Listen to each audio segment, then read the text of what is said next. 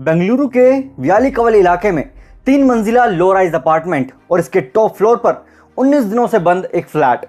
21 सितंबर को फ्लैट का दरवाजा खुलता है तो अंदर मिलती है करीब 40 टुकड़ों में बिखरी 29 साल की महिला की लाश। कुछ टुकड़े फर्श पर और कुछ फ्रिज के अंदर। उसके सिर को काटकर भी फ्रिज में रखा गया था। लाश थी महालक्ष्मी नाम की महिला की, जो अपने परिवार से अलग यहाँ किराए का फ्लैट लेकर रह रही थी। न कातिल, न कोई सुराग, न मौके पर कोई सबूत। महालक्ष्मी शादीशुदा थी, लेकिन पति से अलग रहती थी। पति बयान देता है कि उसका अफेयर चल रहा था और कत्ल के पीछे महालक्ष्मी का प्रेमी अरशद है। अरशद से पूछताछ होती है, लेकिन पुलिस को नहीं लगता कि वो कातिल है। अब पुलिस महालक्ष्मी के कातिल की तलाश में जुट जाती है और सीसीटीवी फुटेज के जरिए पता चलता है कि आरोपी कोई बाहर का है। इस बीच केस में एक नया मोड़ आ जाता है। उड़ीसा पुलिस को भद्रक इलाके में पेड़ से लटकी एक आदमी की लाश मिलती है। लाश के साथ ही एक चिट्ठी भी मिलती है, जिसमें बेंगलुरु में हुई महालक्ष्मी के कत्ल का कबूलनामा था। तफ्तीश होती है तो पता चलता है कि ये लाश मुक्ति रंजन रे नाम के आदमी की है। हालात देखकर अंदाजा लगाया जाता है कि गिरफ्तारी के डर से उसने एक खौफनाक कदम उठाया है। आखिर कौन था ये मुक्ति रंजन? महालक्ष्मी का कत्ल उसने क्यों किया और इन दोनों के बीच क्या रिश्ता था?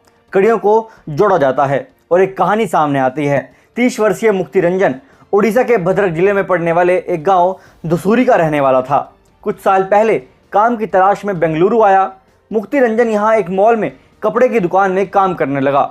1 साल पहले 2023 में मुक्ति रंजन की मुलाकात महालक्ष्मी से बेंगलुरु के इसी मॉल में हुई और इसके बाद दोनों के बीच बातें होने लगी। पारिवारिक विवाद की वजह से अपने पति से अलग रह रही महालक्ष्मी इसी मॉल के एक कॉस्ट्यूम आउटलेट में टीम लीडर के तौर पर काम करती थी। मुक्ति रंजन के साथ उसकी बातचीत का सिलसिला आगे बढ़ा और दोनों के बीच दोस्ती हो गई। दोनों के बीच संबंध थे। महालक्ष्मी कथित तौर पर मुक्ति रंजन पर शादी करने का दबाव बना रही थी। दोनों के बीच इस मुद्दे पर लगातार बहस होती थी। इस बात से नाराज होकर गुस्सैल स्वभाव के मुक्ति रंजन ने महालक्ष्मी की हत्या कर दी और लाश के टुकड़े टुकड़े कर दिए। पुलिस ने आगे बताया, हत्या के बाद मुक्ति रंजन ने अपने छोटे भाई को फोन किया और उसे तुरंत किराए का घर खाली करने के लिए कहा। जब मुक्ति रंजन के छोटे भाई ने उससे ऐसा करने का कारण पूछा तो उसने अपने भाई से कहा कि वो फोन पर बात नहीं कर सकता, घर पर मिलकर सब बताएगा। आरोपी के छोटे भाई ने खुलासा किया है कि महालक्ष्मी की हत्या के बाद मुक्ति रंजन अपने किराए के घर लौटा। उसने भाई के सामने हत्या की बात कबूल की और कहा कि वो अब शहर में नहीं रह सकता और पैतृक स्थान जा रहा है, यानी अपने गांव जा रहा है।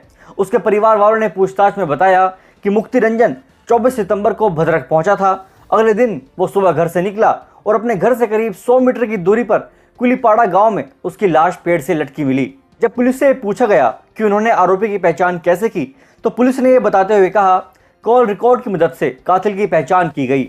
उसके मोबाइल की लोकेशन शुरू में पश्चिम बंगाल में पाई गई, लेकिन बाद में उसने इसे बंद कर दिया।